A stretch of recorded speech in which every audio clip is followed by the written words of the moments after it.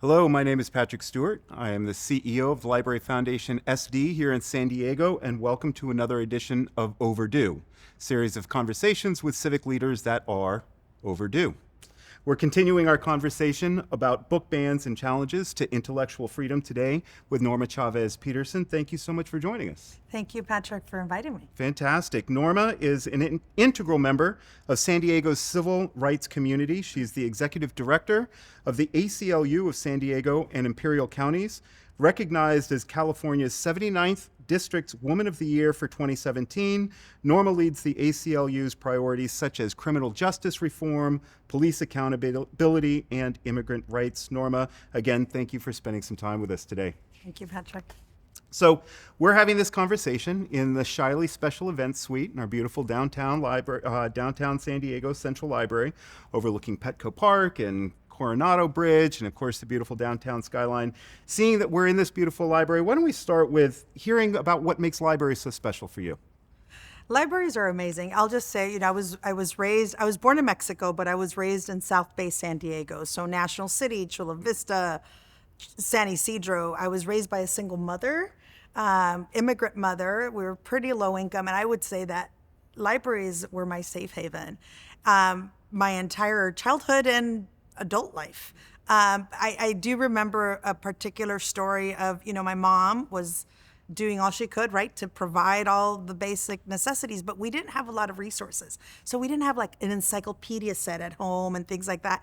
And so I remember in ninth grade, was it a ninth grade or maybe eighth grade, my best friend and I, Patty Carrillo, who's now a teacher in National City, we had this huge research project. And both of us raised by single moms, probably not good thing for kids to know, but we wanted to do so good in school. We ditched school to go to the library and work on our research so we can try to get an A on that project. And so it was a place of not just refuge, but of resources that I didn't have at home.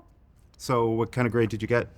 I don't remember exactly, but we probably got an A. We were both kind of overachievers. I love it. So you've been with the ACLU since 2012, I believe. Why don't you tell us a little bit about the work that you do with the ACLU and what the ACLU does locally as well as nationally?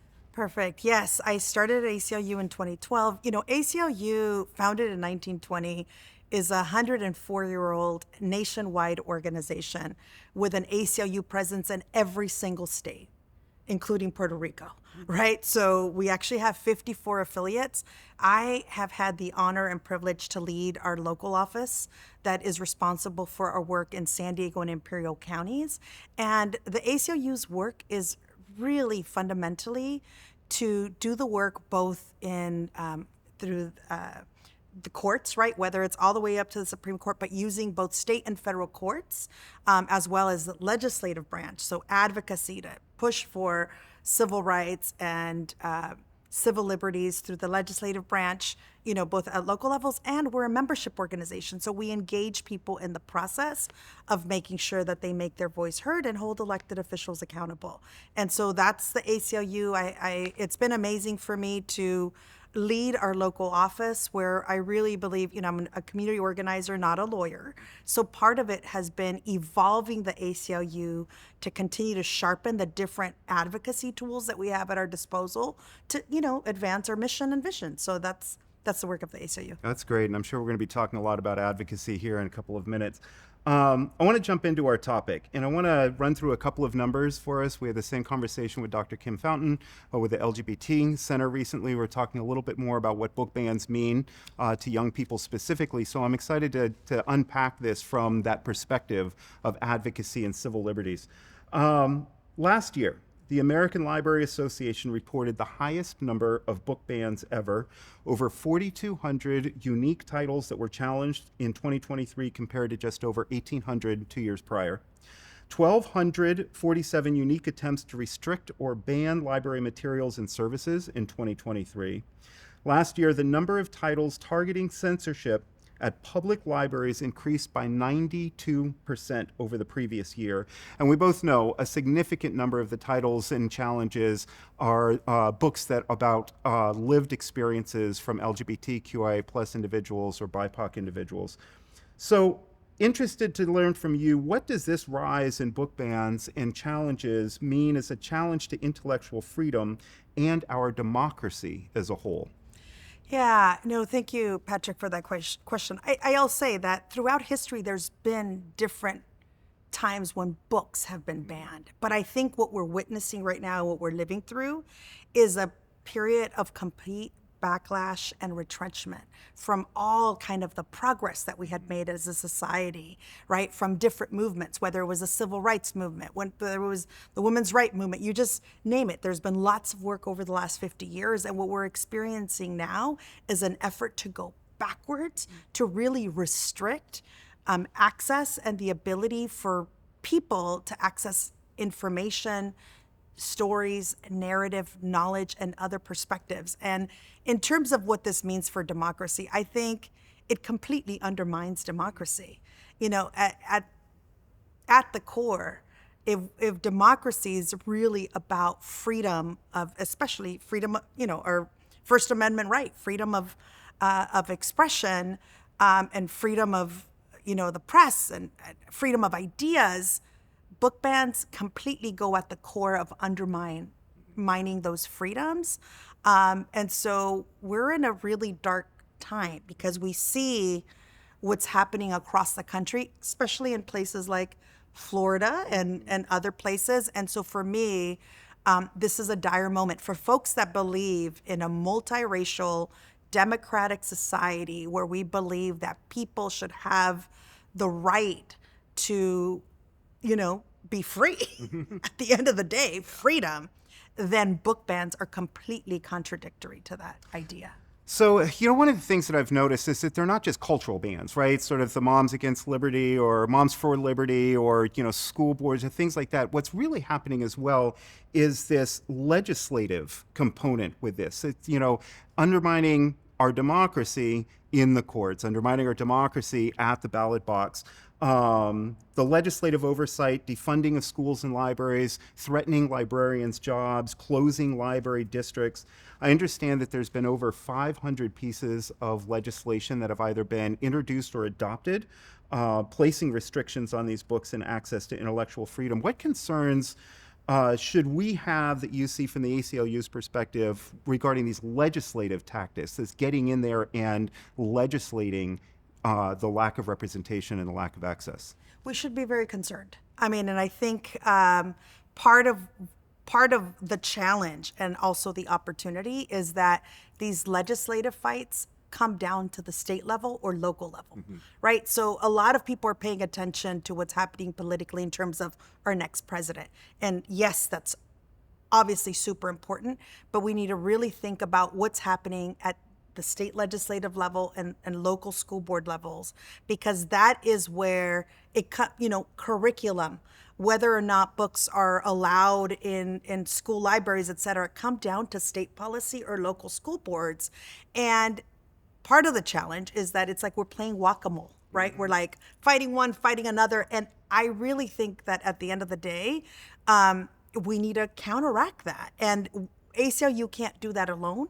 We're very intentional about working with other, coalition partners, other organizations. I think the conversation we're having today and thinking about how libraries and folks that support libraries can be a part of that movement to push back and ultimately hold our elected officials accountable, right, through the legislative process. So making our voice heard when it needs to be heard, pushing back on these retrenchments, and ultimately with our vote, electing people that share our values and don't want to ban books. So it's a long-term fight. We're not going to win it in one legislative fight here or there.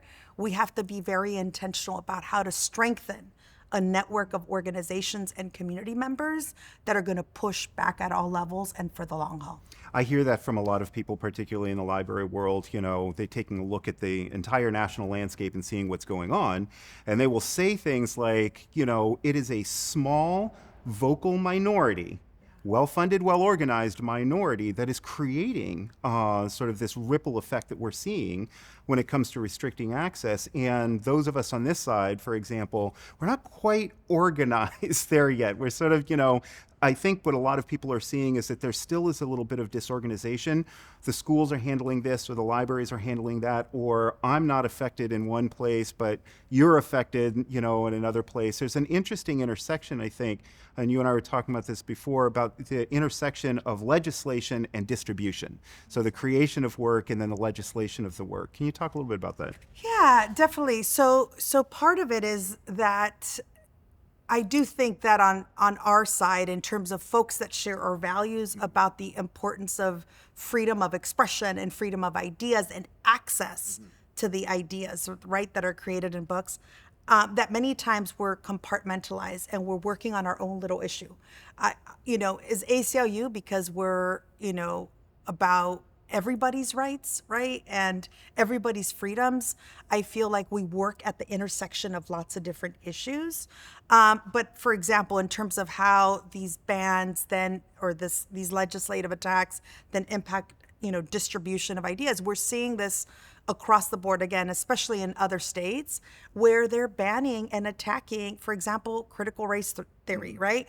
Or books that speak to the history from communities of color, or Black experiences and Asian experiences and, Latino experiences. And so you see that play out in terms of efforts to not include the diverse experience of, again, this experiment of democracy in this country. And so we see it play out across the board. And I think at the end of the day, it's up to us to find opportunities to work at the intersections of our work and to bring more people into this work and to be more intentional, like you said, of not being siloed, but of helping folks make the connection between how banning books impacts not only democracy, but our ability to really live into the full potential of this, American democracy experiment. Yeah,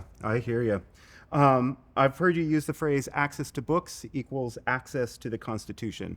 That's huge. That gives me pause, right? Yeah. Access to books equals access to the Constitution. I noticed too, also in the ACLU's We the People poster, the little girl reading or signing or accessing the Constitution is standing on a stack of books. Help us make the connection that you have between books and the Constitution with that phrase. Yeah, the access to the Constitution. I will say that books are, to me, the pathway for folks in this country to learn, to explore, to be critical thinkers, to be thinking about like our own history from different perspectives. And again, creating that open society for us to be learning and seeing ourselves in that history and kind of growing together. And so in terms of that, that image in our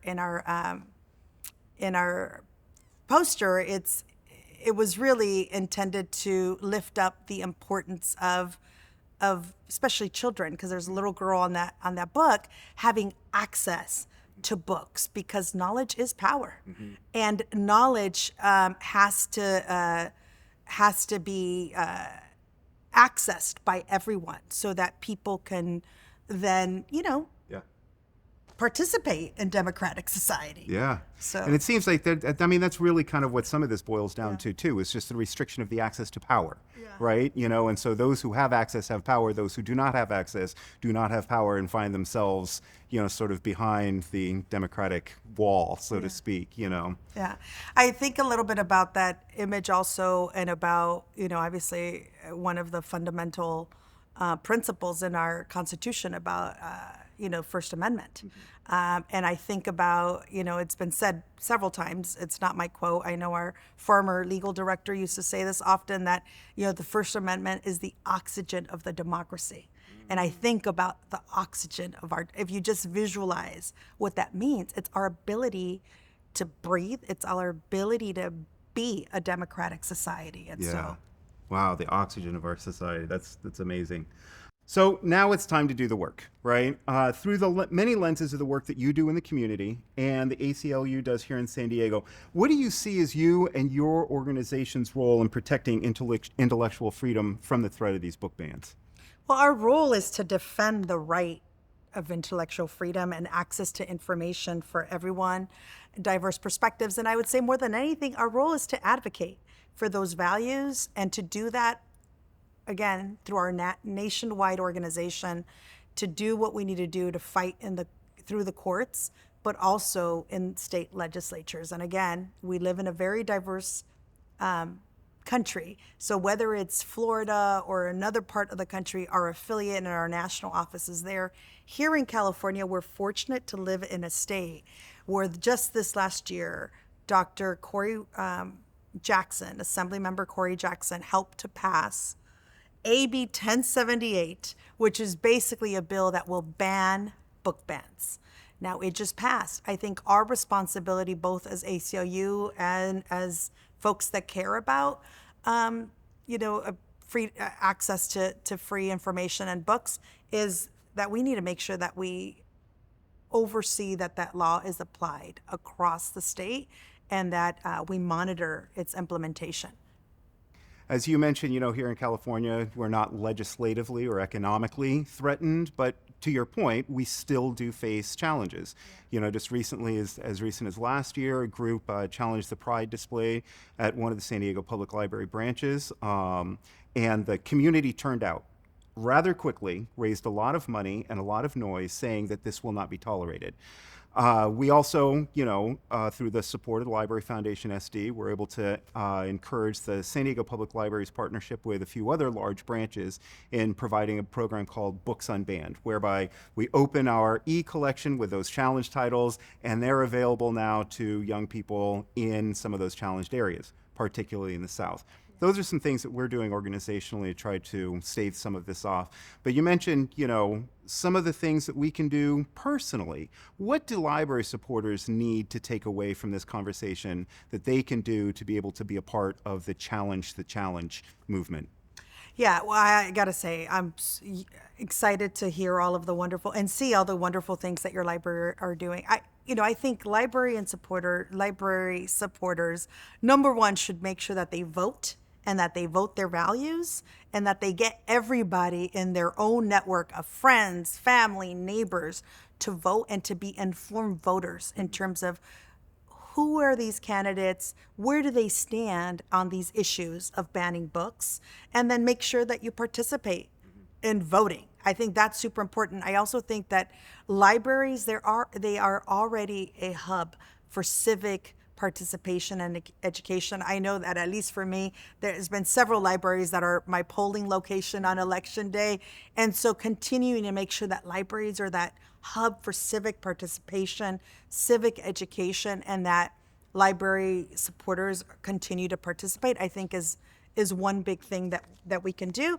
And then I also think that, the Library Foundation as a 501c3 can continue to explore ways that you can use your platform to educate the electorate about where are candidates on these issues.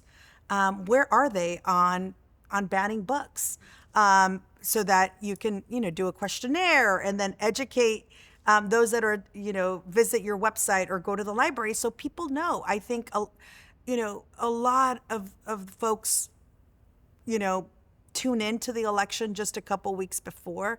And that I really think that, again, libraries could be that hub of civic education, including where these candidates are on these issues, especially school board members. We can certainly be doing a lot more of that. And we've been talking a lot more about how to hold elected officials accountable.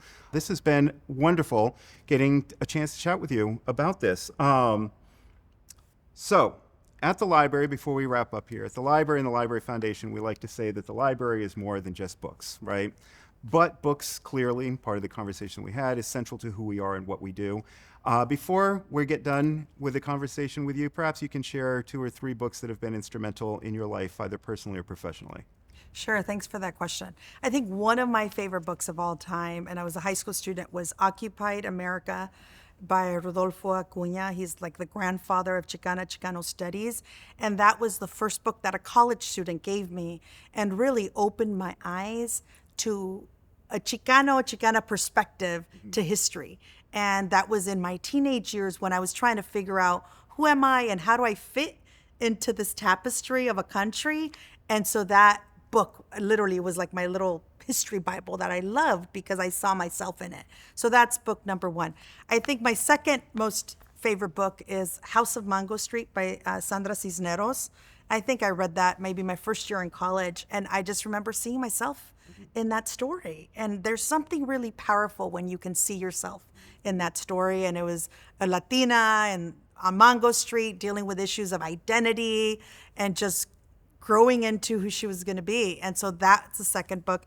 And then a third, more recent book is The Warmth of Other Suns by Isabel Wilkerson, who also wrote Cast, who's on the banned book list. And The Warmth of Other Suns is really the story of the Great Migration of Black folks from the South into northern states in search of opportunity. And that the way it's a historical novel, the way she wrote was amazing, and I just loved it. I gifted it to a bunch of different folks in my family. That's great. The power of books, the power of stories. That's what we're here to promote and support. Norma, thank you so much for joining us. This is a great conversation. Thank you so much, Patrick, for having me. And thank you all for joining us for another conversation, Overdue series. If you want to learn more about Norma, the work that she does in the ACLU, please visit aclu-sdic.org. And to learn more about the Library Foundation, the work that we do supporting the San Diego Public Library, and how you can get involved and become an advocate to support your library, please visit us at libraryfoundationsd.org. Thank you for joining us for this edition of Overdue.